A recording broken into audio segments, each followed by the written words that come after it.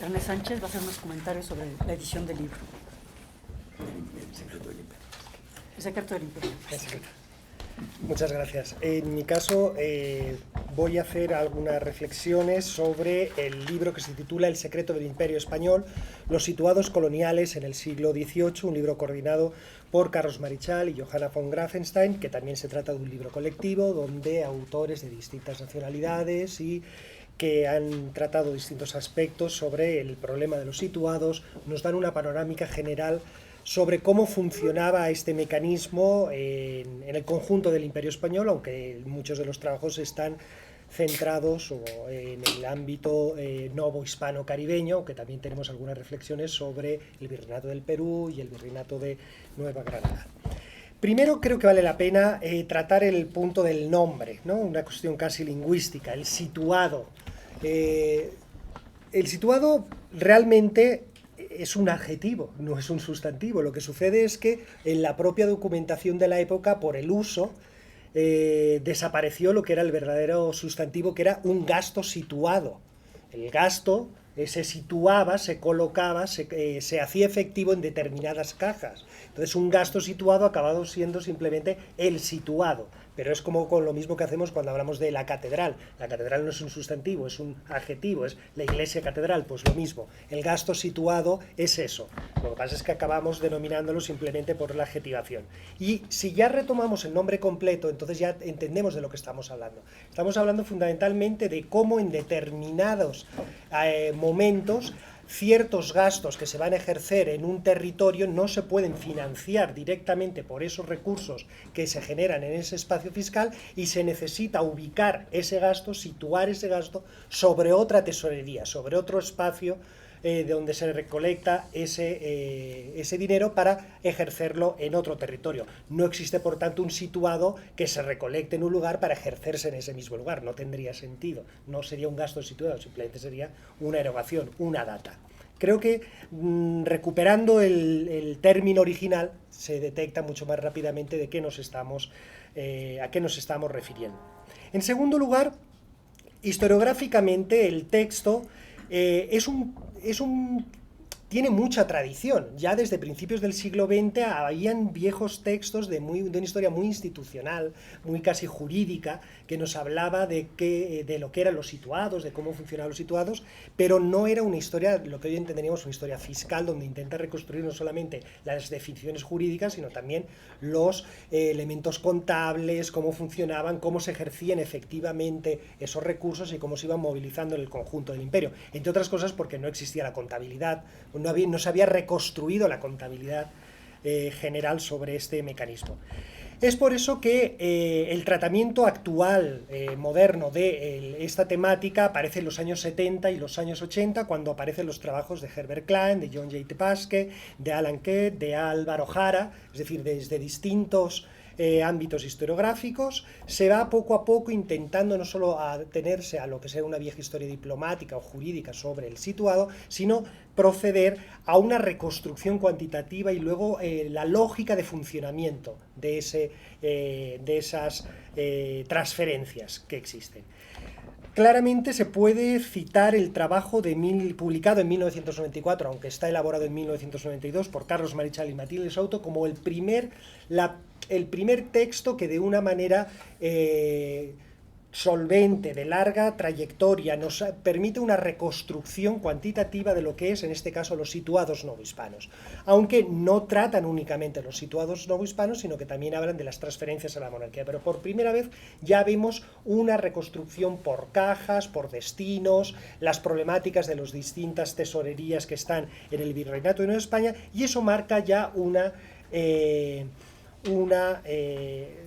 cambio en el tratamiento de la temática. Ese mismo tópico ya es desarrollado muy claramente para el espacio caribeño con los trabajos de Johanna von Grafenstein, de Argelia Pacheco, también de Rafael Reicher, que está en el otro libro que aparece también el situado, en este caso con una novedad en cuestión cronológica, porque va más hacia el 17, un periodo poco tratado, los trabajos de Giovanna Zelaya sobre los situados de San Agustín de la Florida en la primera mitad, bueno, a finales del 17 y toda la primera mitad del siglo XVIII, etc. Es decir, de unos trabajos que al principio eran muy jurídicos, acabamos ya teniendo una panorámica muy amplia. La novedad de este trabajo es que nos amplía y de manera sistemática la temporalidad y la geografía del fenómeno del situado. Aquí por primera vez tenemos ya un trabajo donde podemos ver desde Chile hasta los presidios internos del norte novohispano. Por lo tanto, ya incluyendo también Filipinas y todo el Caribe. Es la primera vez que tenemos un trabajo que nos permite comparar, contrastar lógicas, cantidades, procesos en un espacio virreinal, perdón, que supera el espacio virreinal, que ya hablamos realmente de una dimensión imperial, del conjunto del imperio español en América, bueno, en las Indias Occidentales y las Indias Orientales. En este caso, creo que es la primera vez que contamos con un trabajo de esta dimensión y creo que es el primer aspecto que vale la pena destacar. En segundo lugar, y relacionado con este aspecto, es la amplitud geográfica. Marichal y Souto desarrollan ese primitivo trabajo de los años 90 en la obra que nos presentan, actualizan el trabajo en este texto. Para el Caribe nos encontramos con los trabajos de Johanna, de Argelia, Pacheco, de José Manuel Serrano y Alan Kett en el caso de Cuba, o de Argelia para el tema de Puerto Rico. Ramiro Flores Guzmán desarrolla los situados del Virreinato del Perú hacia Chile y Panamá, por lo tanto los dos extremos del Virreinato del Perú, y nos está hablando de unas prácticas muy similares a las del Gran Caribe, pero en este caso en el espacio continental sudamericano. Adolfo Meisel desarrolla el situado de Cartagena a partir del Virreinato de Nueva Granada y a la vez los conflictos que tiene con otras posesiones y cómo se gestiona. Luis Alonso recupera un trabajo que ya había desarrollado en su libro de la fiscalidad en el Imperio Español en Filipinas, pero sobre todo le da un desarrollo para los siglos XVI y XVII mucho más amplio de lo que aparecía en el libro que también publicó en el Instituto Mora, y aunque de manera tangencial, porque no es el objeto único de su trabajo, Regina Grafe y Alejandra Irigoyen también desarrollan en este caso los situados sudamericanos, tanto del Virreinato de la Plata como, aunque en menor medida, el del Virreinato del Perú, aunque ahí introduce una discusión que quiero desarrollar un poco más tarde. ¿Qué se puede extraer de esta diversidad de trabajos, de esta diversidad de geografía que aparece en el trabajo? Que los autores no utilizan de una manera unívoca el concepto situado, lo único que los unifica es prácticamente situado sinónimo de transferencia. Pero para ciertos autores, situado es algo muy concreto, muy específico, que se refiere a un gasto monetario, no en especie, sino un gasto monetario que se tiene que ejercer para el pago fundamentalmente de una cuestión militar. Por lo tanto, parece que no entrarían aquí toda una serie de transferencias, como puede ser transferencias dentro de la propia hacienda, en el caso del estanco del tabaco, transferencias para sostener el aparato administrativo, el aparato eclesiástico, lo que serían los estipendios religiosos, y sin embargo en otros autores consideran que solamente entendiendo de esa manera amplia las transferencias y por lo tanto son también situados, tendríamos que para entender de manera cabal el fenómeno. Es decir, bajo un mismo nombre tenemos distintas realidades y distintos planteamientos a la hora de enfrentar el fenómeno de la transferencia. En segundo lugar, que la transferencia parecía que eso era un poco lo que también teníamos al inicio de estos estudios, parecería que las transferencias solamente eran entre tesorerías de cajas deficitarias que recibían los superávits de cajas excedentarias y en ese era por tanto de cajas reales a cajas reales. El trabajo lo que nos está mostrando es que las transferencias no son únicamente entre tesorerías o cajas reales, sino en otro tipo de tesorerías específicas, en este caso, por ejemplo, militares, por ejemplo, la tesorería de la Armada de Barlovento. No es una caja real, sin embargo, sí que es una tesorería que tiene una función y que necesita recibir transferencias, en este caso por parte de la Caja de México, aunque la tesorería de la Armada de Barlovento se ubica en Veracruz, pero no es la Caja Real de Veracruz, es otra tesorería. O, por ejemplo, las tesorerías del estanco de tabaco, que también son transferencias que se están produciendo entre cajas, en este caso de la Caja de México a una tesorería, que es la tesorería del estanco de tabaco en La Habana, y por lo tanto es una transferencia, pero no entre cajas reales, sino entre administraciones de rentas y cajas reales. Por lo tanto, vemos que entonces el fenómeno situado adquiere una mayor complejidad y que solamente lo podemos percibir si tenemos en cuenta todas esas posibilidades. También aparece algo que en principio no está visualizado en parte de la historiografía fiscal novohispana en general, o del Imperio Español mucho más global, que sería, por ejemplo, el financiamiento de lo que serían los presidios. Parecería que las transferencias de una tesorería hacia un presidio, en qué medida eso lo podemos considerar un situado o simplemente un gasto propio de lo que sería adscrito a una caja matriz, por ejemplo, en la Ciudad de México. Sin embargo, el trabajo de José Manuel Serrano, creo que de manera muy solvente, nos muestra cómo efectivamente estamos ante una transferencia de una tesorería, en este caso la caja matriz, hacia lo que son los presidios, en este caso de Texas, pero que podríamos extender a los de la Nueva Vizcaya, de las Californias o el Nuevo México. Es decir, nos aclara algunos aspectos, pero a la vez nos introduce la complejidad de todo el Imperio Español en esas transferencias. Otro de los elementos que creo vale la pena, se pueden destacar de este texto del secreto del Imperio Español, es en qué medida estos recursos, que es una cosa que sí que ha planteado de manera general la historiografía, se convierten en un factor dinamizador de economías. En este caso de economías del Caribe o de ciertos territorios que sin estas aportaciones, sobre todo monetarias, que se transfieren desde cajas excedentarias, hubieran tenido mucho más difícil su inserción tal vez en unas economías mercantiles, o que hubiera sido más difícil esta inserción o se hubiera ralentizado. Son, por ejemplo, los trabajos de Meisel sobre el situado en Cartagena de Indias o de Laura Natter sobre las compras de tabaco para la tesorería del estanco del tabaco de Cuba, que a su vez luego se transfieren a lo que es la tesorería de Indias en la península. Y relacionado con este elemento de en qué medida fueron o no dinamizadores de las economías regionales, está el problema de la gestión de los situados. No solamente es que hubo transferencias de unas regiones a otras, sino que también hubo transferencias hacia determinados sectores económicos y grupos sociales. No eran unas remesas generalizadas, sino que tenían claros beneficiarios. Por ejemplo, transportistas, sectores mercantiles, sectores de algunas manufacturas textiles, es decir, esos grupos que generaban lo que eran los insumos para las armadas, para lo que era la provisión de los ejércitos, etcétera, etcétera, claramente estaban protegidos y beneficiados por esta transferencia de recursos, o los trabajos de Johanna sobre, por ejemplo, todos los agricultores de Puebla y el Cabildo de Puebla con las transmisiones, las compras de menestras, de bizcocho, de galletas, y por lo tanto era un sector claramente beneficiado de este juego de movimientos de recursos en el Imperio Español. Pero también sectores y intermediarios, es decir, a estos sectores económicos evidentemente iban aparejados grupos sociales, comerciantes, transportistas, algunos en menor medida artesanos, es un grupo que aparece más difuminado, pero que también se puede ver reflejado en este sector. Otro de los elementos que aparecen en discusión, sobre todo en el trabajo de Regina Grafe y de Alejandro Irigoyen, es el debate del carácter extractivo, captador, depredador de rentas que ha generado una parte de la historiografía, sobre todo una historiografía anglosajona, sobre el funcionamiento del Imperio Español. Y por lo tanto, en qué medida el conocimiento de los situados de una manera profunda, como es este libro, nos obliga a matizar esa primera imagen. Claramente este texto lo que nos está introduciendo es en la imagen de una necesidad continua de negociación de la corona con comerciantes, con cabildos, con transportistas, con autoridades dentro del propio Imperio Español, con gremios mercantiles, con mineros. Es decir, continuamente lo que vemos aquí es el ejercicio de negociación y la necesidad de una confluencia de intereses. Y por lo tanto, de pactos, de negociaciones que están matizando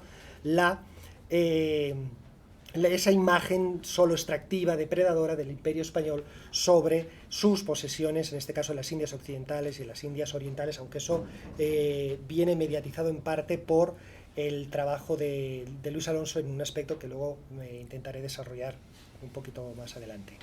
Ahora, aquí es interesante el debate que está implícito, aunque apenas esbozado, que tienen Carlos Marichal y William Summerhill con Regina Grafe y con Alejandro Irigoyen. En un poco están debatiendo estos aspectos de en qué medida hay negociación, hay pacto, etcétera, etcétera.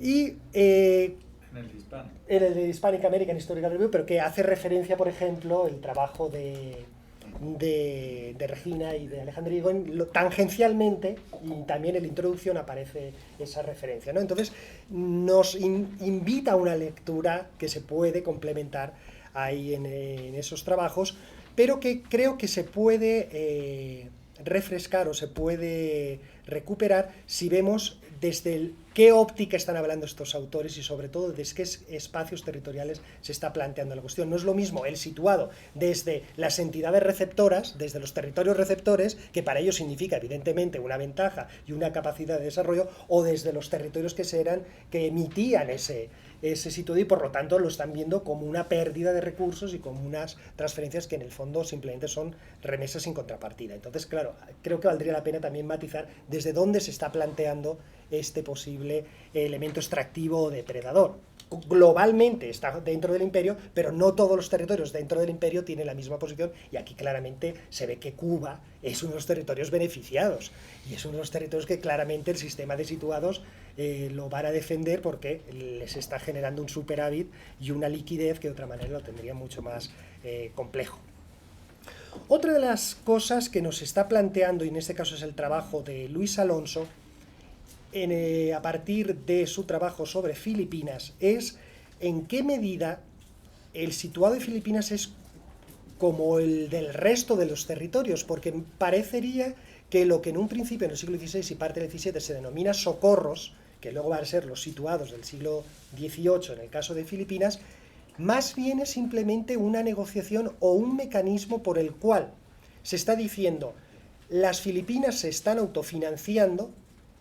Por lo tanto, lo que queremos es que ciertos impuestos que se quieren cobrar en Filipinas no se hagan, porque nosotros lo que vamos a hacer es mantener la defensa de Filipinas. Y la monarquía lo que le está diciendo es, no, yo voy a ser quien voy a pagar esa defensa y quiero el recurso. Por lo tanto, no es un problema de cajas deficitarias o excedentarias, sino quién colecta los impuestos y cómo se ejerce ese gasto. Y no tanto entonces el situado siempre nos está remitiendo a cajas deficitarias y a cajas excedentarias, sino también a un mecanismo de cómo se colectan los impuestos, quién es el que ejerce la autoridad sobre esos recursos y quién es el que en última instancia determina el gasto. Y eso creo que nos está matizando entonces esa imagen de siempre déficit-superávit, sino también otros elementos de negociación. Dos elementos más quisiera destacar para finalizar. En principio es qué pasó, y eso en parte lo está planteando el texto de Regina y de Alejandro Irigoyen, cuando estos recursos se cortaron. En algunos lugares fue en 1808, en otros en 1810, 11, dependiendo de las distintas situaciones bélicas que se desarrollan a partir de la crisis atlántica, a partir de las abdicaciones de Bayona. ¿Qué pasa a partir de 1808? Pues parece que en dos territorios la pérdida del situado no supone ninguna catástrofe, simplemente es el elemento que permite dinamizar toda una serie de recursos internos de manera que se consigue no solo la autosuficiencia financiera, sino incluso los excedentes que hacen que las colonias, que hasta ese momento en teoría eran deficitarias, se convierten en territorios que aportan recursos a la metrópoli. Estamos hablando del caso de Puerto Rico, del caso de Cuba o del caso de las Filipinas. Es decir, territorios que en principio parecería que no pueden vivir sin los recursos, es la queja continua del siglo XVIII y principios del XIX, y resulta que cuando desaparece el situado, no solo es que sobreviven, sino que en pocas décadas se convierten en remisores netos a la metrópoli, lo que nunca habían sido desde el siglo XVI. Por lo tanto, la pérdida del situado, en otro contexto, se convierte en un mecanismo de transformación, y como a veces dice Luis Alonso, las reformas borbónicas a Filipinas, Puerto Rico y parte de Cuba llegaron en el siglo XIX, no en el siglo XVIII, es decir, es otra transformación. Mientras que en otros casos, como son sobre todo los territorios sudamericanos, el fracaso de estas remesas, de la capacidad de transferir esas remesas, se lo interpretan estas dos autoras, Irigoyen y Regina Grafe, como uno de los elementos fundamentales a tener en cuenta de la inestabilidad política, de la debilidad institucional política de muchos de los países sudamericanos, porque la ruptura de esas transferencias genera una lucha por recursos que debilita muchísimo la posibilidad de institucionalizar unos regímenes políticos más o menos solventes. La tesis es muy polémica, pero está conectando el situado con la inestabilidad político-militar del siglo XIX. Aquí es como lo están planteando las autoras. El último aspecto, y que creo que valdría la pena un poco destacar, y que valdría la pena para continuar profundizando sobre esta temática, es la visión comparativa, ¿no? ¿Cómo medir el peso de los distintos situados? ¿Cómo establecer parámetros que vayan más allá de lo que simplemente sea de manera nominal, ¿no? Hacer un situado per cápita, hacer un situado sobre el PIB, eso es dificilísimo. El per cápita todavía podríamos, pero sobre el PIB es que es muy difícil reconstruir. Pero bueno, habría una posibilidad. Situados en términos nominales, situados en términos reales, porque muchas veces la literatura dice, bueno, es que el volumen de los situados de la segunda mitad del 18 son inmensos, pero ¿comparado con qué? O sea, si lo vemos sobre el volumen total de ingresos, a lo mejor los situados del siglo XVIII tienen la misma proporción respecto del total de ingresos como los que tenía la primera mitad del XVIII o incluso el XVII. En ese sentido, en términos porcentuales, no pesan más los situados del XVIII que los del XVII o de la primera mitad del XVIII. Simplemente es que hablamos de sistemas fiscales que tienen una capacidad de extracción mucho más grande. También en economías más pequeñas, en poblaciones más pequeñas. Entonces, no tenemos todavía muy claro qué pesa más, si los situados del 17, de la primera del 18 o de finales del 18. Y ahí necesitamos continuar profundizando en elementos mucho más ya de comparación cualitativa. Creo que este trabajo nos abre muchas posibilidades, a la vez nos está planteando interrogantes y en otros casos directamente polémicas y distintas interpretaciones sobre cosas que van más allá del propio Imperio Español y que nos está metiendo, como dice Luis, en una historia del siglo XIX que en gran medida pues está todavía, creo que inexplorada, sobre todo la dimensión de las finanzas públicas, aunque cada vez más es un elemento que se ha ido cubriendo en las historiografías latinoamericanas. Recomiendo la lectura, en este caso sí que tienen los libros, pueden adquirirlos, cómprenlo, vale la pena. Y bueno, eso es lo que quería decir. Gracias.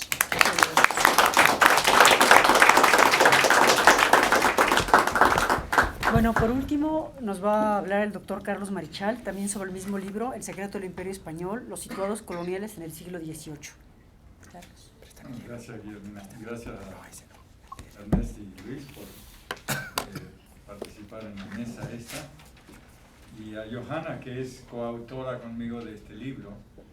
En realidad, ven que estamos presentando dos libros que son hermanos o hermanas. Publicaciones hermanas. Publicaciones hermanas. Guerra y fiscalidad en la Iberoamérica colonial, siglos XVII-XIX, en realidad hasta principios del XIX, ¿no? No, porque las guerras de Cuba hasta los años Hasta fines del 19. Y el secreto del Imperio Español, los situados coloniales en el siglo XVIII, pero que nos remiten hacia atrás, como decía Ernesto. El nuestro en realidad es mucho más viejo. El libro que ha editado Ernesto y Ángelo Alves es un trabajo más reciente. El nuestro está basado en un coloquio que se hizo hace mucho tiempo en una ciudad atractiva para un coloquio que es Cartagena de las Indias. Gracias a Adolfo Meisel, que es especie de mecenas de esa ciudad caribeña todavía muy colonial, y donde se han hecho bastantes reuniones y coloquios de historia.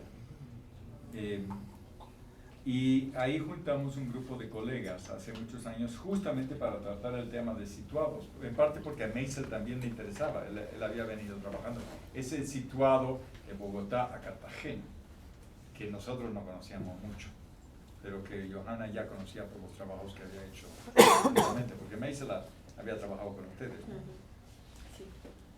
El libro entonces durmió, bueno, más bien las ponencias durmieron el sueño de los justos, pero con el tiempo se agregaron varios más, como los de Giovanna, sobre la Armada de Napoleón, que ni sabíamos que realmente se calificaba como un tema de situados, o los presidios de Texas,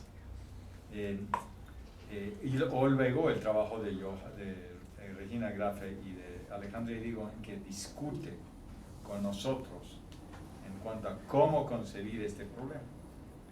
Bueno, yo quiero hacer solo unos comentarios generales sobre las características del orden, de la estructura imperial y de la dinámica imperial, porque en el fondo es hacia eso que va el libro. El libro explica en detalle, pero a mí me gustaría, a partir de la introducción, sugerirles por qué, más allá de los estudios particulares, el trabajo tiene un interés comparativo. Ya. Que un imperio pueda sostenerse durante largo tiempo, inclusive siglos, depende de varios factores, entre los cuales cuentan especialmente el dinero y las armas.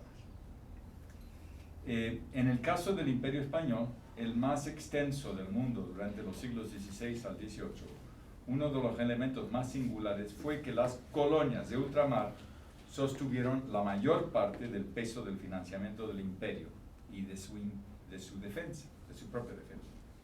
Cosa que a los españoles no les gusta, ¿no? Y que Gabriel Tortella me insiste que no es cierto, ¿no? Pero parece publicamos libros así, u otros. Y él los ve, pero me dice que no es cierto.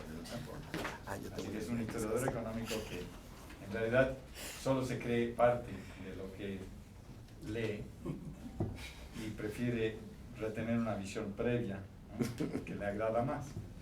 Pero en realidad el libro este plantea problemas serios para los historiadores españoles, en la medida que tienen que de los tuyos, empezar a mirar hacia América más, ¿no?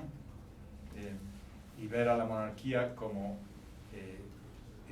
esa monarquía compuesta que decía Eliot, pero que en realidad se refería más él a la monarquía compuesta en Europa, que a la monarquía compuesta también de los reinos de América.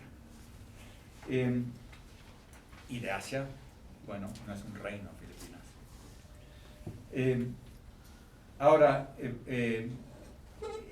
esta es la razón, digamos, ampliar la mirada es la razón por la cual hicimos este libro, pero había que hacerlo de manera colectiva, porque para mirar un ámbito tan amplio es necesario tener especialistas en distintos espacios, que trabajan sobre distintos espacios. Nuestro objetivo era entender los mecanismos de la supervivencia de un imperio, y decíamos que para eso era necesario analizar sus finanzas, y en particular su fiscalidad, que son los verdaderos nervios del Estado, como decía Baudin en el siglo XVII, y como siempre se ha dicho, ¿no? Pero a veces no se hace caso de la importancia de la expresión. Por fortuna, a esta tarea de analizar los nervios del Estado, o la fiscalidad, se habían dedicado ya, y se dedican actualmente, una playa de historiadores o más. Esto ha ayudado a hacer una historia renovada del Imperio Español. No es necesario mencionar de vuelta, pero lo haré, que empezó con los trabajos de Herbert Klein, John de Pasque, Jacques Barbier, Miguel Artola, José Patricio Merino, que fueron los pioneros realmente desde los años 70 y principios de los 80 en empezar a dar una visión más amplia del imperio, pero sobre todo basado en las series fiscales. Y luego siguieron muchísimos historiadores, ahora son mayormente los historiadores en América. El libro que ha editado Ernest indica que en Brasil ahora ya se comienzan a interesar, pero es muy reciente. Están siguiendo la pista los que han trabajado en América Española. La América Española tiene un interés especial porque era el sistema fiscal, bueno, el Imperio Español en general, en España y América y Filipinas, constituía el sistema fiscal más complejo del mundo entre el siglo XVI y fines del siglo XVIII. Entonces, es un tema entonces irrelevante para la historia comparada, para la historia mundial, para la historia global, como quieran. Dicha complejidad reflejaba la multiplicidad de entidades administrativas y militares que constituían en su conjunto esta enorme entidad, este estado tan diverso, que incluía los reinos de la metrópoli y sus posesiones europeos, los 4 virreinatos americanos, 5 capitanías generales y numerosas guarniciones militares coloniales en América y Filipinas.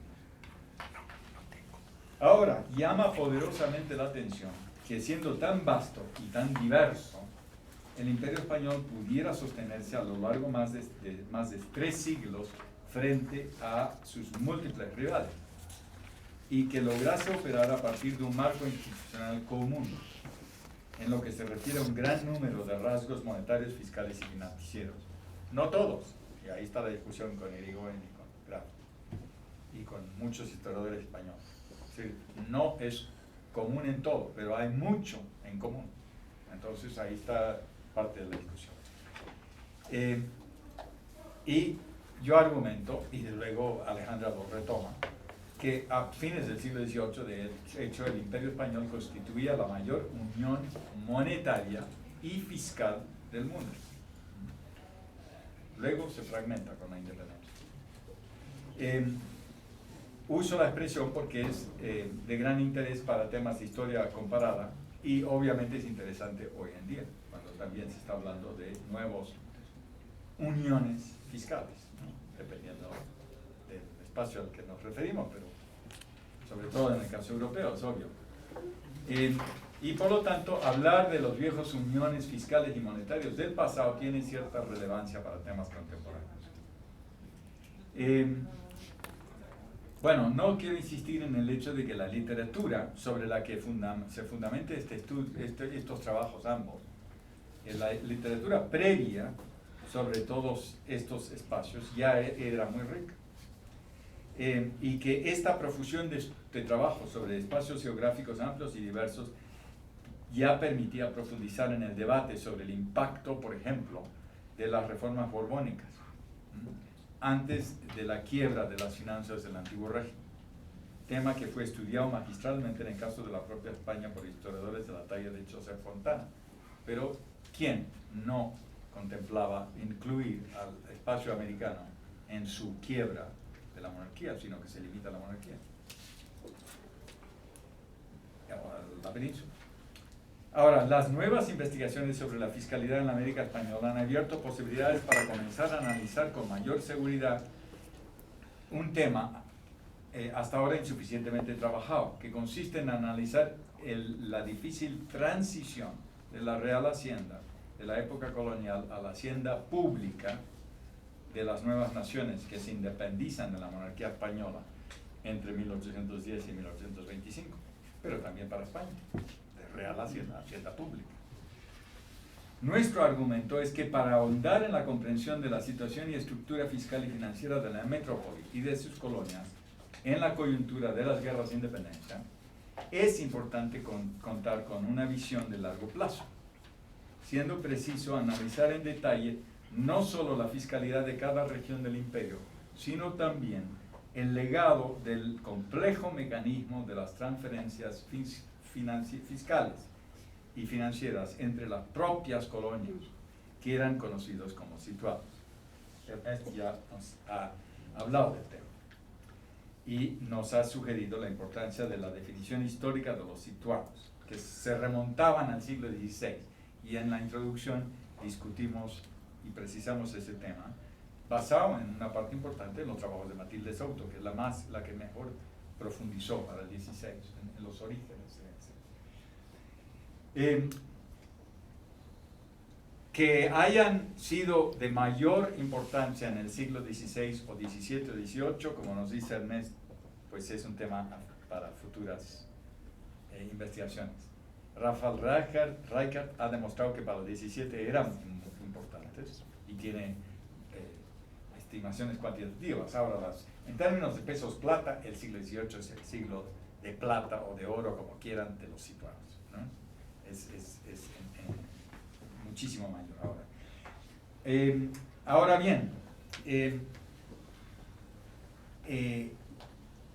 yo creo que en este sentido hay mucho trabajo que hacer para tratar de precisar comparativamente. Pero en todo caso, lo que sí sabemos es que sin estudiar los situados, resulta imposible entender cómo el Imperio Español pudo durar tanto tiempo y más particularmente cómo pudieron sostenerse las colonias, muchas colonias o muchos espacios que eran fiscalmente pobres y que nunca recibieron apoyos financieros de la metrópoli. Entonces el argumento de nuevo en el libro es que son las propias tesorerías más ricas de la América Española las que financian a las más pobres que eran estratégicamente importantes. O sea, esa malla de transferencias es lo que interesa tratar de ir estudiando y que yo creo que en el libro se va viendo de manera preliminar un buena malla, un buen tejido de transferencias muy complejas, que no estaba en la bibliografía de la hacienda fiscal normal, es decir, la hacienda de Perú o de la hacienda de Buenos Aires o más bien del Río de la Plata o de Nueva España, etc. Ahora, este fenómeno contrastaba o contrasta, si se quiere, con los sistemas coloniales de las demás potencias europeas con posesiones en América. Ese es un segundo tema no estudiado y por lo tanto en la introducción tratamos de sugerir el interés que tiene. O sea, Gran Bretaña, Francia y Portugal, que eran las otras potencias que tenían colonias importantes en las Américas en el siglo XVIII, no tenían un sistema de transferencias muy similar, nada similar, al Imperio Español. Y de ahí se plantea un tema, es cuál era el sistema de financiamiento del Imperio Británico, lo que quedaba del Imperio Francés y el Imperio Portugués, o sea, en Brasil. ¿Cómo funcionaba fiscal y financieramente? Y el libro sugiere que hay por lo menos un contrapunto importante, hay un modelo de un imperio. Y por lo tanto ofrece posibilidades para pensar esa problemática. El hecho es de que hasta ahora los franceses no han hecho casi investigación sobre su propio imperio en términos fiscales y financieros. Todos sus trabajos se concentran en la propia Francia. Yo no he encontrado en bibliografía casi nada que nos explica cómo mantuvieron a Saint-Domingue, Haití, Guadalupe, Martinique, o sea, fiscalmente, cómo funcionaba esto. Ni antes Canadá, en el siglo XVII, ¿no? Hasta 1763. ¿No? Hubo otras partes de su imperio, que no era tan extenso como el británico. Portugal es recién en los últimos, ahí se ve algunos trabajos en el libro que han editado Ernesto y Angelo, por primera vez y además publicado en portugués, aquí y allá, ¿no? Porque es coedición. Se empieza a ver, pero no es un tema que a los historiadores portugueses les ha interesado, ni a los brasileños, pero ahora sí. Es cosa de los últimos 5 años. 5 años, 6, no mucho más. Aunque Angelo venía trabajando antes, pero realmente hasta ahora no se ve, no se estaba aquí. Por el momento quizás valga la pena mencionar solamente el contraste con el Imperio Británico en las Américas en el siglo XVIII, que resulta sugerente de la diversidad posible de organización de regímenes fiscales coloniales. Por ejemplo, pensemos, y es que el Imperio Británico era muy especial, era muy diverso. En el caso de Canadá, ¿cómo se financiaba? Pues una parte considerable de la fiscalidad dependía de las concesiones otorgadas a grandes compañías privadas monopolistas, como la Hudson Bay Company, que sigue siendo la compañía más antigua del mundo, que producía réditos importantes para la corona. En cambio, debe subrayarse que la mayor parte de los gastos militares en Canadá británico dependió de asignaciones aprobadas por el Parlamento inglés. y de transferencias desde la metrópoli, incluyendo hombres, armamento y metálico. Por su parte, más al sur, en las 13 colonias angloamericanas, los gastos militares de autodefensa, sobre todo en contra de diversas etnias de indios guerreros, corría en gran parte a cuenta de las propias asambleas o parlamentos de las 13 administraciones antes de la independencia de 1776. Entonces el sistema fiscal es algo diferente porque tenían más recursos. Parte de la pelea que se viene después es justamente para ver cómo se paga el aumento de gastos que quiere imponer Grenville y la administración británica después de la Guerra de los 7 años. Al contrario, en Jamaica la defensa era esencialmente cuestión de la Armada Real Británica y no constaba a los colonos, salvo los gastos de habituallamiento en el puerto de Kingston. Jamaica no tenía mucha fuerza militar, pero tenía una buena armada, porque la armada británica siempre estaba dando vueltas, ¿no? Los franceses y los españoles siempre se metían en puerto, ¿no? Pero los ingleses siempre estaban en la mar, ¿no? Y eso garantizaba también proteger todas sus rutas y poder llegar y tomar Manila o La Habana como hicieron en 1762. Ahora, en el contraste con el estudio nuestro, lo que se observa es que no existían transferencias fiscales entre las colonias británicas, ni en el caso de Canadá, ni en las 13 colonias, ni en el caso de Jamaica. En el caso de las 13 colonias había bastantes recursos fiscales que se usaban para defensa propia, pero no hay transferencias fiscales, digamos, a Canadá o a Jamaica o algo por el estilo. Inclusive de una colonia a otra, de Nueva York o Massachusetts, no habría transferencias significativas, ¿no? Serían gastados en la milicia local, punto, ¿no? El contraste es notorio con los situados al interior del Imperio Español en América, donde esas transferencias son tan comunes, ¿no? Tampoco había remesas fiscales desde las colonias angloamericanas a la metrópoli inglesa. No se recababan impuestos en las 13 colonias para mandarlos a Inglaterra. Y no iban a hacerlo porque tenían un sistema desde principios del 18 parlamentario.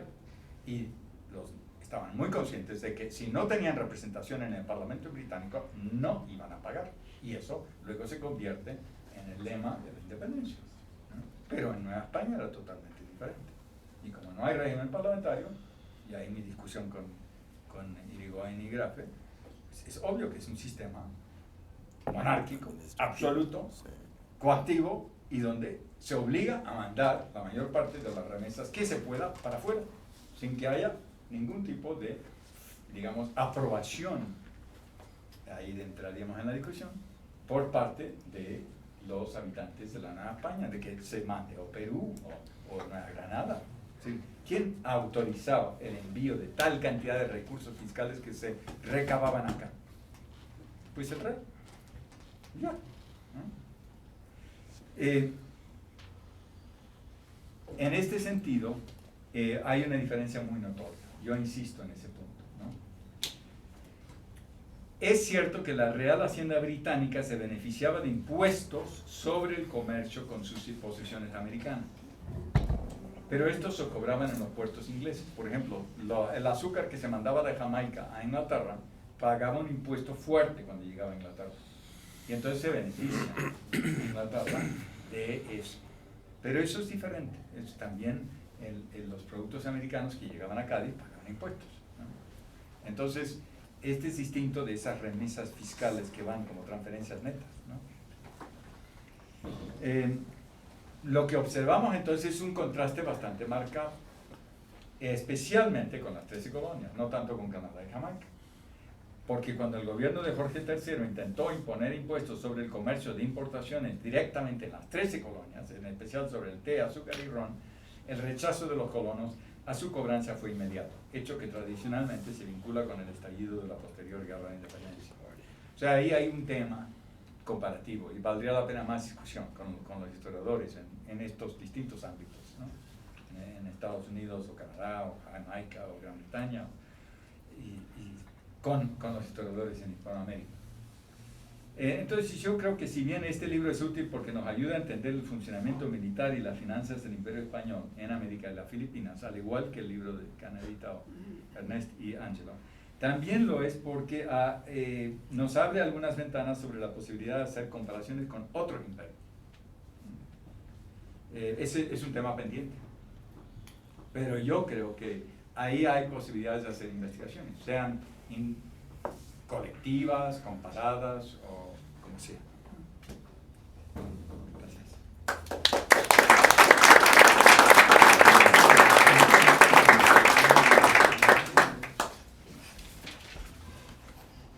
Bueno, abrimos las preguntas al público.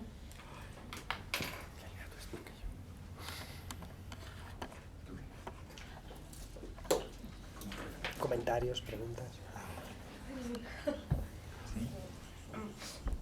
Bueno, pues yo creo que sí, una cosa que resalta mucho en ambos libros es el hacer converger en el negocio de la guerra la organización de las estructuras liberales y la formación de las élites locales en contra de otros modelos interpretativos que han tratado la guerra como un asunto que se ejerce unilateralmente desde la metrópoli, ¿no? Hay como este quiebre interpretativo de incluir, sí, los intereses de las élites locales, ¿no? Y yo quisiera preguntarles a los ponentes si esta dinámica de las cajas emisoras y las cajas emisoras, cajas receptoras y cajas distribuidoras la podemos encontrar un poco después de las primeras momentos de crisis de las naciones independientes. O sea, algo queda de esta como organización de tres brazos después de las independencias.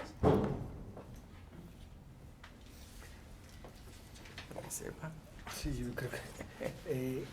yo creo que el quiebre de 1808-1810 rompe esa dinámica. Es decir, si algo se caracteriza en términos fiscales, las guerras de independencia o las guerras civiles directamente, que luego se llamaron de independencia, las guerras civiles en el espacio imperial español fue precisamente por la ruptura, la regionalización del gasto. Es decir, no solamente es que se recaudaba en un territorio, sino que además se tenía que gastar en ese territorio.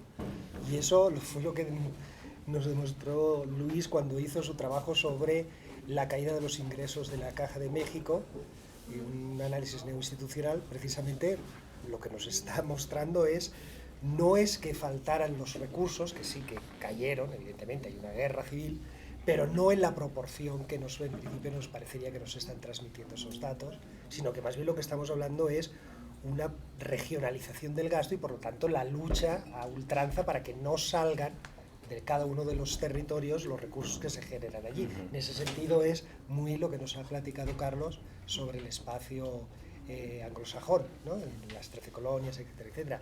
Y esa fue la tónica de México y de otros territorios en todo el siglo XIX, es decir, la resistencia a que aquello que se generaba en un territorio no se gastase en ese territorio.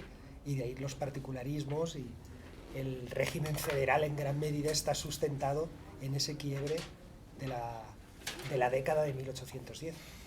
Eso es lo que yo puedo ver. A mí me parece que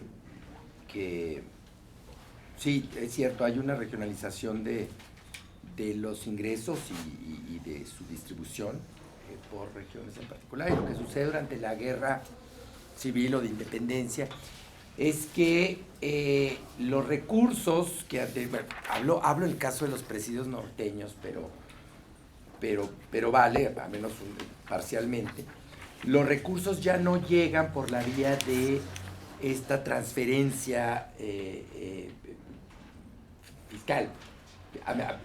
fiscal predeterminada, el gasto en el presidio X o en el situado Y, sino es a través del ejército. O sea, se financian tropas específicas. Es un poco lo que decía Ernest, que tiene un destinatario el gasto situado.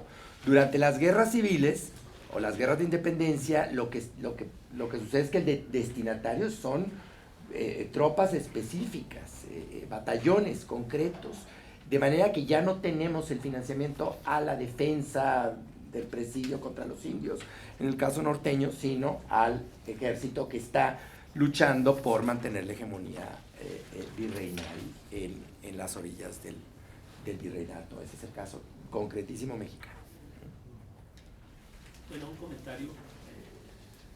El asunto que parece cruzar sus comentarios y los dos volúmenes que ahora se comentan es el asunto de la eficiencia recaudatoria. Ahí se desprende, se insiste por parte de ustedes. Y bueno, en la historiografía se ha mencionado mucho esto de que el Imperio Español fue eficiente y las nuevas naciones no lo fueron. Claro, hay sus diferencias, ¿no? En México no parece estar a la vuelta de la esquina esto. Se sigue recaudando el 10% del PIB. En Uruguay se ha sido más eficiente. Es decir, esa historia después de la independencia en términos fiscales es muy desigual también, ¿no? Pero aún cuando se referían a la eficiencia recaudatoria en el Imperio Español, me parece entender en las intervenciones de Luis y la de Ernest que hay dos impulsos que llevan a esa eficiencia recaudatoria. Me parece que Luisa, ¿no?, insistió mucho en esta especie de ejército fiscal, policía fiscal, podría ser, creo yo, más cercano, una policía fiscal eficiente. Y tú, Ernest, insistes más en la negociación que ejecutaban los representantes de la corona con los transportistas, gremios diversos, ¿no? Entonces están ahí esas dos visiones, dos perspectivas, que no me parecen que se confrontan, sino se complementan. Solo sería cuestión de averiguar más si ese proceso de negociación que llevaba a recaudar más se agotó y entonces aparece esta policía con esas funciones, ¿verdad? Me parece. ¿Y por qué dejó de funcionar la negociación para lograr una recaudación más alta? Y aquí asomas algo que tiene que ver con todos estos nexos entre todos estos agentes económicos, me parece. Estos transportistas, representantes de la ley, pues eran las mismas familias. Estaban todos conectados, vinculados, casados, compadres, etcétera, etcétera. ¿Por qué deja de ser eficiente eso? Es una especie de pregunta que se asoma a esa explicación que da. En fin, era algo que se desprende, creo yo, de sus intervenciones. Ahí, no sé. ¿Tú vas a contestar? No, pero, por ejemplo, Mario, cuando decimos la negociación, muchas veces lo que creo que nos ha sucedido es que cuando hemos analizado los ramos fiscales, porque primero hay que decir, si conocemos la fiscalidad, lo que conocemos sobre todo es el ingreso. Ese es el gran desbalance historiográfico, sea el tema y el periodo que queramos. Sabemos mucho más del ingreso que del egreso. Tenemos como bloques muy grandes, sí, 40% en defensa, 20 y tantos % a lo mejor o 10 o 15% en administración hacendaria, pero realmente ya el desglose de aquello, etcétera, etcétera, está mucho menos conocido, entre otras cosas porque la información es más parca y es más difícil desglosarla. Creo que eso es una primera cuestión que hay que anotar.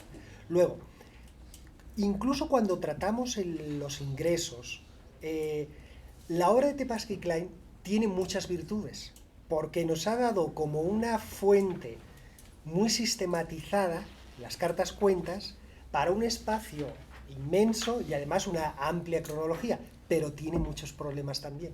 Es decir, quedarnos todavía en el análisis de cartas cuentas sin bajar más a detalle a lo que son libros manuales, libros comunes, etcétera, etcétera, nos ha solucionado algunos problemas, pero no nos ha contestado otras cuestiones, porque, por ejemplo, lo que hablábamos de dónde está la negociación en la alcabala, o dónde está la negociación en el tributo. ¿Hay negociación o simplemente el rey dice hay que cobrar o no sé qué?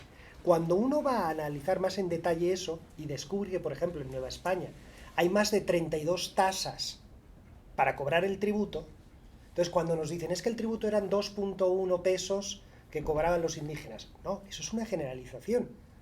Si tienes 32 tasas, tienes que ver por qué existe eso, y eso implica que hay una negociación por territorios, por economías, por etcétera, etcétera. La alcabala, decimos, el 6%, muy bien, y cuando venía una guerra, pues el 8%. Pero luego nos damos cuenta que Tabasco pagaba 4%, que los territorios del norte pagaban 2%, y entonces ya resulta que lo que vemos como una única tasa, ya no. Y entonces estamos viendo que por territorios, por sectores, también hay tratos diferenciales. ¿Y a qué responden esos tratos? Pues a negociaciones, a implantaciones, a muchas cosas. Es decir, no quito para nada la gran aportación que son las cartas cuentas. Sin ellas no estaríamos aquí. Lo único que creo es que vale la pena que continuemos ya profundizando, tanto en los gastos como en esos detalles mucho más específicos que nos van a mostrar dónde está esa negociación, que no es evidente porque no tenemos un parlamento, no tenemos unos cortes, es que ya no está funcionando, pero que no significa que no haya. Y si luego vemos que incluso hay cosas que se llaman igualas en muchos tributos, pues estamos viendo que es una iguala, y la propia corona lo reconoce. ¿Qué es una iguala? Aquello que podemos recaudar de lo que no podemos saber. Incluso la propia corona dice, mientras la iguala no desfalque a la Real Hacienda en más del 50%, la admitiremos. O sea, imaginemos hoy que la Hacienda dijese, si no me defraudas más del 50%, acepto que me pagues eso. Mayor negociación, si lo dice, no. Y eso es lo legal. Ya no digamos Falta lo que lo... no es legal. O sea, ahí está la negociación. Lo que pasa es que es buscar la negociación no en los lugares donde se buscan en otros lugares. Y ahí es donde tendremos que profundizar mucho más, pienso. Pero eso es lo que pasa hoy Yo en pudiera día. Claro. complementar. Entonces el Ejecutivo decide que va a negociar en términos De corporación. sí, empresa. y luego las grandes empresas van a juicio, dicen que les devuelvan el dinero y se los devuelven, ¿no? Y es una negociación. Digamos, aunque sea un juez el que dice no, ya no, el abogado de Hacienda no pudo demostrar el caso, el hecho es de que les devuelven el dinero. Entonces ahí ya es un juego de poderes, evidentemente, ¿no? Entonces, me parece que esto, hay un planteamiento muy interesante que hace Mario, es esta cuestión del juego entre negociación y coacción. Y es el mismo que planteaba antes. Ahora, para mí la negociación lleva un consenso, un acuerdo entre el Estado o el poder local y el contribuyente o el interesado que está participando en algo. Pero hay que tener cuidado con eso, porque es obvio que el manejo del poder está basado en ambas cosas. O sea, y lo que dijiste, Mario, es cierto, se complementan, ¿no? En cualquier régimen se complementan. El gobierno británico se convirtió en el estado fiscalmente más poderoso en el siglo XVIII, como lo demuestra Brewer y los demás autores, precisamente porque logró establecer e imponer un sistema fiscal muy eficaz, pero que obligaba a pagar sobre X número de rublos. Había parlamento. Se negociaba en el parlamento, pero en última instancia las nuevas medidas fiscales también tienen algo de coactivo. No es puro acuerdo. Tienes que tener un sistema fiscal y militar muy bien estructurado que permite garantizar que el poder del Estado pues se afirma y que no se diluye, ¿no? Entonces, a mí me pareció muy interesante esa propuesta, digamos, de la complementariedad entre ambos. Y es muy diferente en cada régimen, pero hay algo de eso en todo régimen, me parece, en todo régimen político. Luis. Bueno, también me parece muy, muy pertinente la pregunta. Un Estado, y más un Estado como el del 18, funciona a través de compromisos, consensos, cooperación con las élites. Por encima de, estos compromisos están por encima de las burocracias, aunque la burocracia se puede llegar a formar en élite. Ahora, no se nos olvide la historia. Carlos IV era primo de un rey que le cortaron la cabeza. Las guerras hacen un tipo de Estado específico y se saltan muchos compromisos y se vuelve un Estado muy depredador y muy coactivo precisamente cuando tiene miedo el soberano. Y entonces tiene que negociar de manera distinta, de manera a veces ventajosa, a veces desventajosa para poder hacer la guerra. Cosa que no le sucede a Inglaterra. Inglaterra tiene una clase media más alta. Inglaterra tiene una clase media más amplia. Inglaterra tiene un parlamento. Prusia tiene una escuela de burócratas. España no hace eso. España negocia, hace compromisos con élites para poder ser eficiente en la extracción de los recursos y en su asignación también. Tenemos que ver la parte de la distribución de los recursos del rey, que es el caso de los situados. Entonces, sí, yo sí creo que es un elemento que hay que ver, pero es un elemento que tiene que ver más, creo yo, con la historia política que con la historia económica, pero no le excluyo.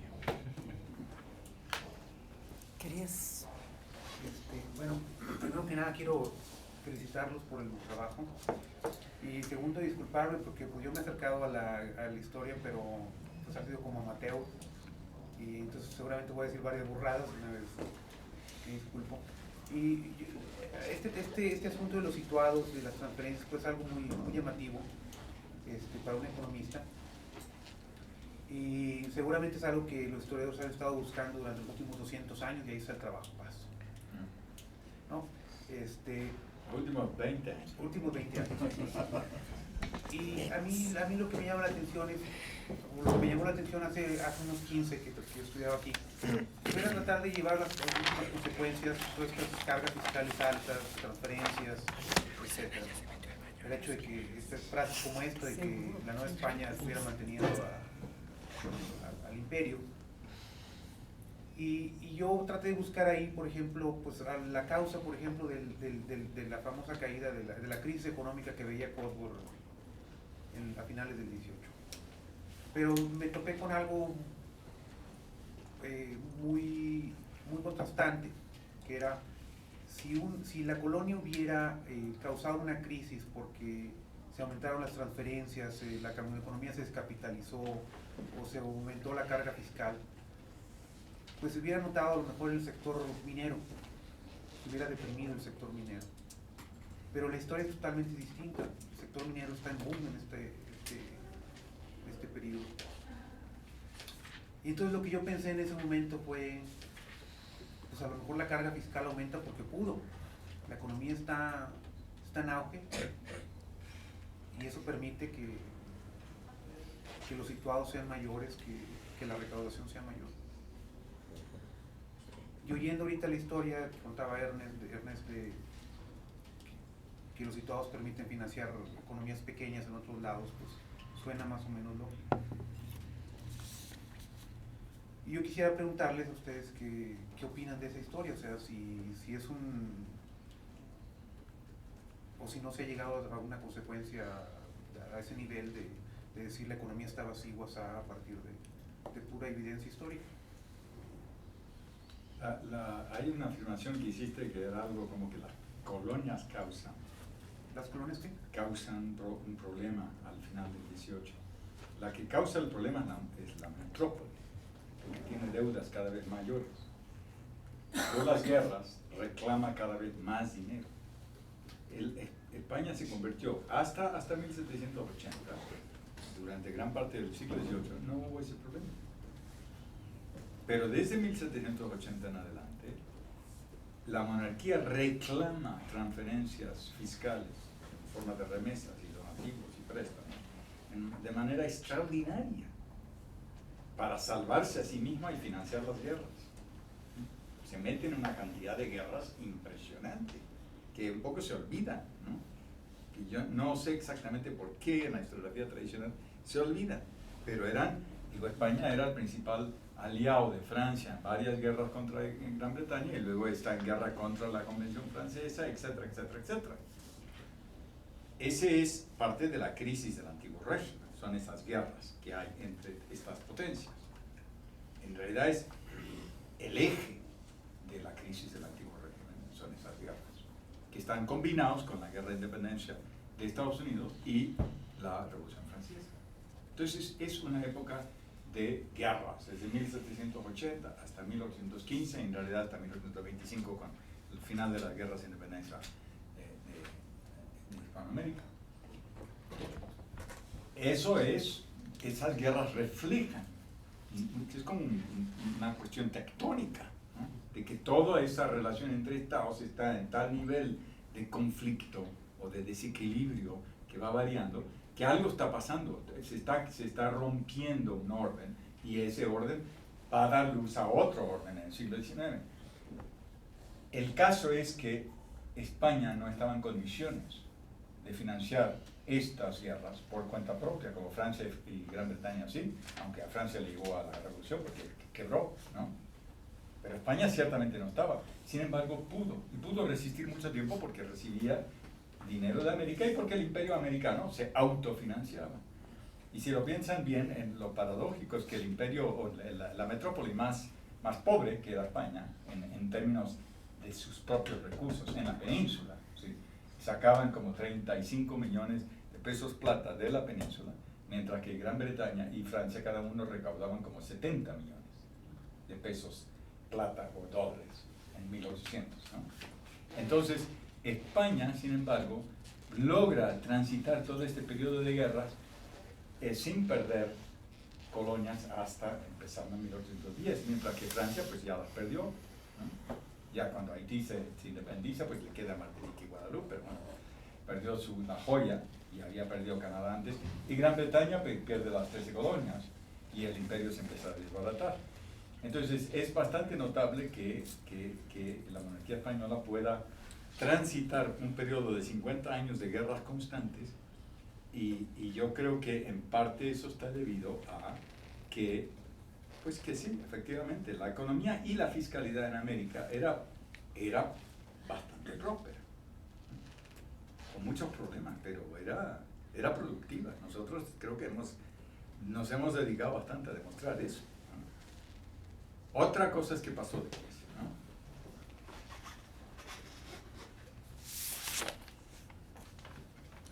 Ay, Roberto, Regina, ¿quiere hablar? Roberto. Sí, no, es que después de escucharlos y hablar sobre esta complementariedad entre negociación y coacción, que sí, perfectamente razonable, pero si esto es así, ya no me queda tan claro, y estoy hablando a partir nada más de la introducción porque no conozco los detalles del debate, ya no me queda tan claro el meollo del debate entre de Carlos y de Summerhill, me parece, sí, con Irigoyen y Grafe, porque una cosa es, como tú lo dijiste, sobre la verticalidad de las decisiones de la corona española, y otra cosa, eso no necesariamente tiene que estar peleado, como creo que se refleja en varias de las cosas que dijeron ustedes, con la necesidad de la negociación, ya una vez que llegan las decisiones, bueno, esto es lo que se decidió desde allá arriba, bueno, para ponerlo en práctica, o recurrimos a la negociación, o esto no funciona. Si esto es así, no me queda tan claro cuál es el meollo de ese debate al que se refiere la introducción, y al que mencionó, y al que Ernest se refirió cuando habló sobre el tema. Entonces, les pediría que si alguien me especifique dónde está justamente la diferencia entre Summerhill y Carlos, por un lado, y Grafe e Irigoyen. Y la otra cuestión también tiene que ver con Grafe e Irigoyen. A mí me llamó muchísimo la atención. Lo leí en la introducción y luego lo escuché, si no de Ernest o de Carlos, ya no recuerdo bien. Esta relación de causalidad a mí me llamó muchísimo la atención. Yo no hago historia económica, yo hago historia política e intelectual, pero me llamó muchísimo la atención que establece Grafe e Irigoyen entre la cuestión de los situados y la inestabilidad política de los países americanos en el 19. Son de ese tipo de relaciones causales que se los digo muy sinceramente, a mí me saltan de una manera brutal. Y entonces también ahí quiero que alguno de ustedes que conoce cómo es que Grafe e Irigoyen llegan a establecer una relación causal de este tipo, que a mí me llama la atención. Entonces, si me pueden explicar, aunque sea muy someramente, cómo se atreven a establecer una relación causal de ese tipo, se los voy a agradecer. Y a lo mejor también a algunos de los de aquí presentes les llamó la atención una relación causal de esa naturaleza. Es que ya son muy atrevidas.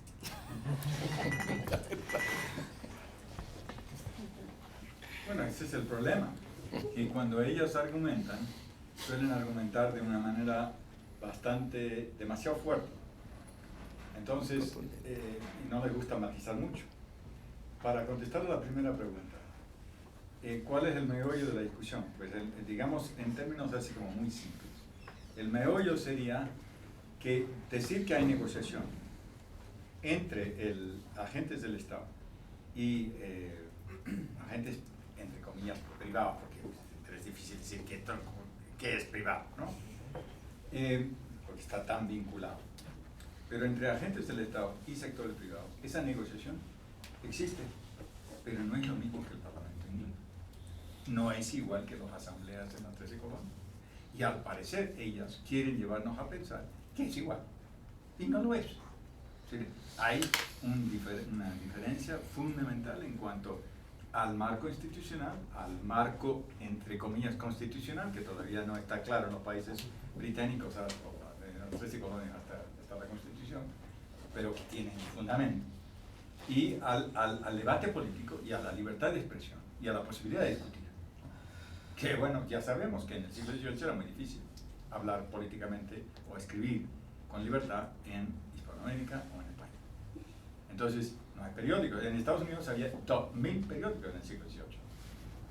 Claro, viven cada uno 1 año, 2 años, 3 años, lo que quieran, pero 2000, cada localidad tenía.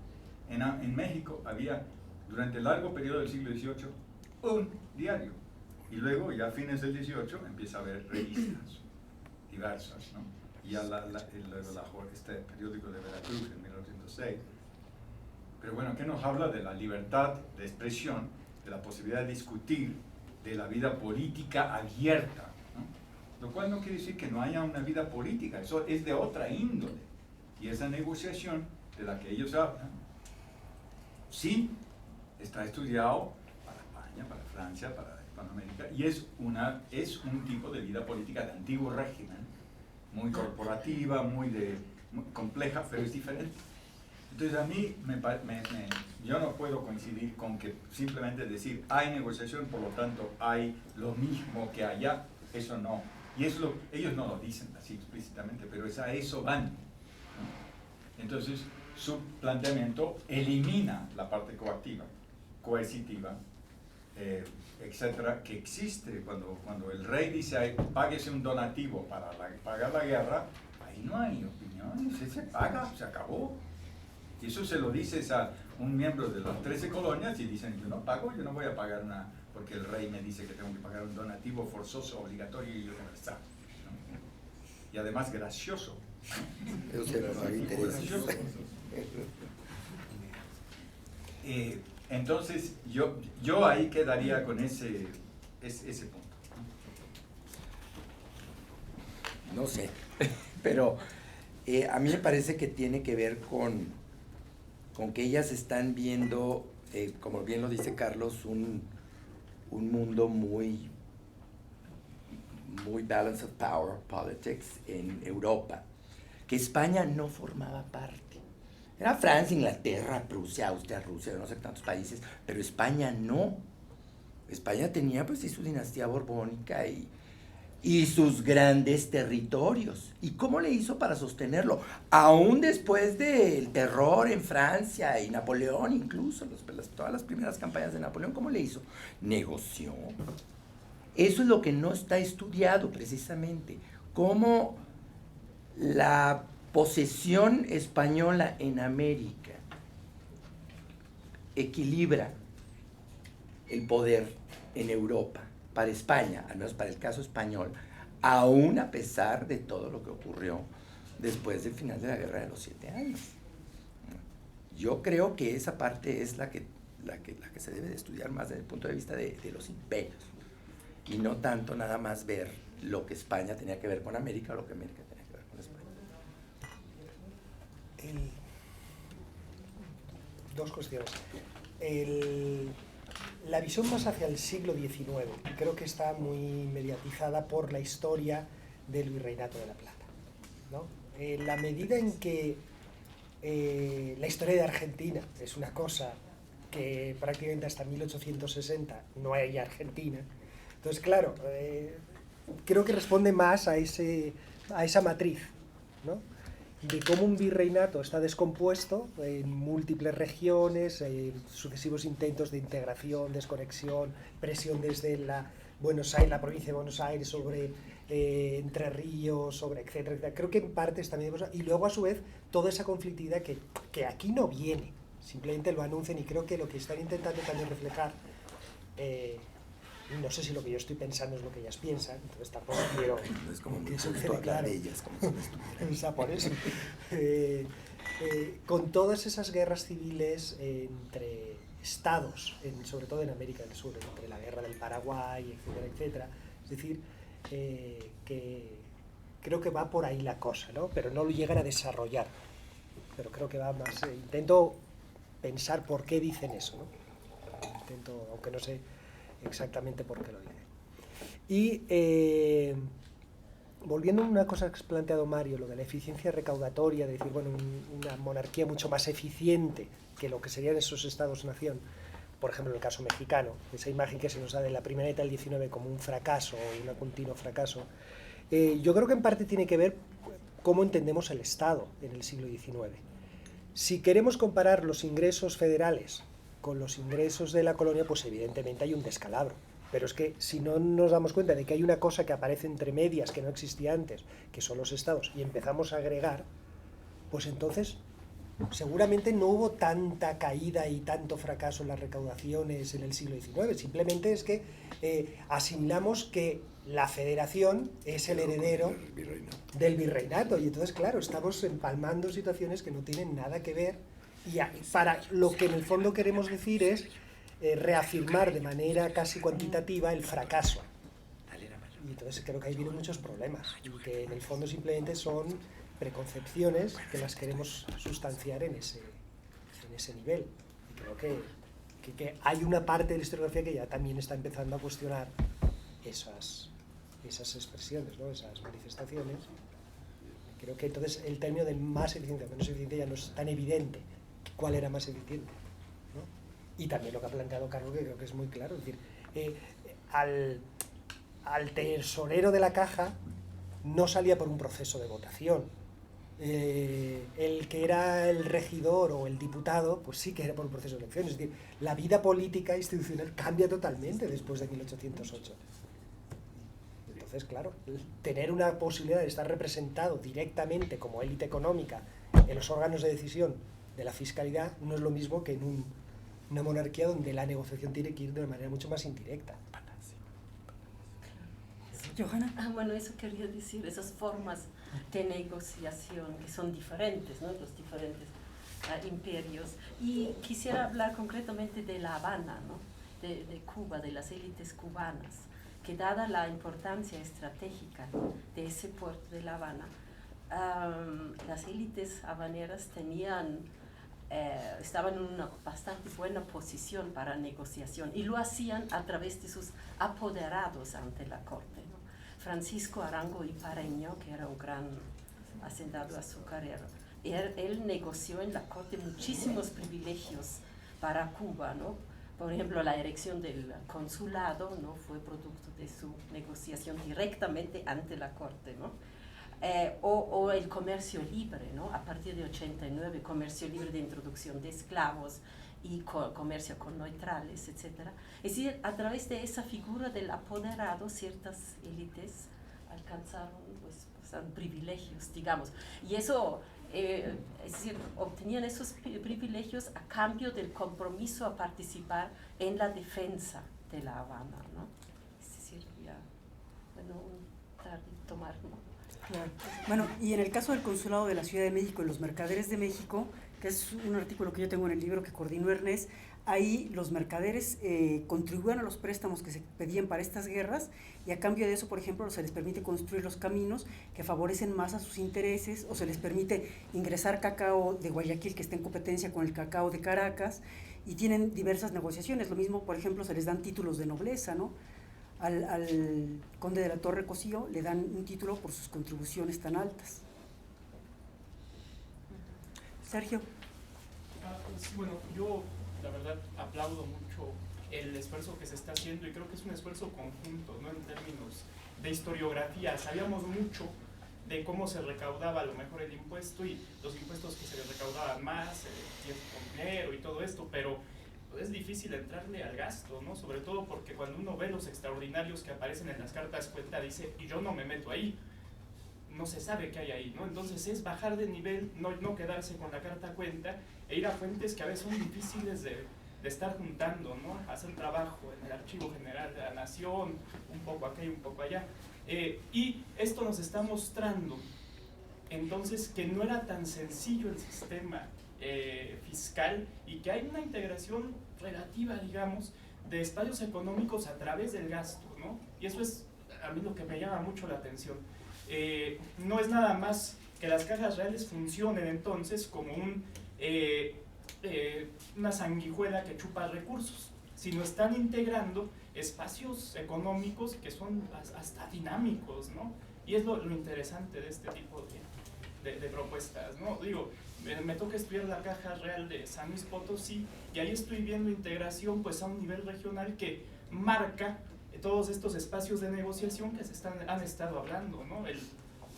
De nuevo, los mineros de San Luis negocian a través de un apoderado en las cortes para exenciones fiscales y todo este tipo de cosas, ¿no? O sea, no nada más hay una saca de recursos que va non-stop desde San Luis Potosí hasta Sevilla y de Sevilla a Amberes, por así decirlo, sino esa recaudación fiscal está sirviendo para reincorporar espacios muy dinámicos en términos económicos, ¿no? Y San Luis Potosí me toca ver los presidios del norte que está financiando la caja real con la captación minera, el gasto militar en Texas, sobre todo a finales del siglo XVII. Entonces, creo que ahí estamos aprendiendo más acerca de el imperio, cómo se estructura el imperio y que las instituciones, y esto es muy importante, las instituciones coloniales están teniendo un impacto real sobre la vida económica, ¿no? No sé si decir si es bueno o es malo, pero hay un impacto ahí, no es nada más la historia que nos habían contado en la época de la teoría de la dependencia, ¿no? Todo sale, nada se queda. Bueno, muchas gracias.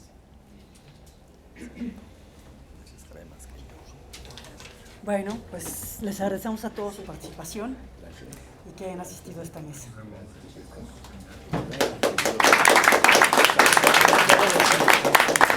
No va a haber rifa. Hay rifa. Pero Hay rifa, no se vayan. para Los que tengan número. No. Hay numerito. Este es capaz. Aquí. Aquí Todavía está la aquí está la tómbola. urna. Sí, claro.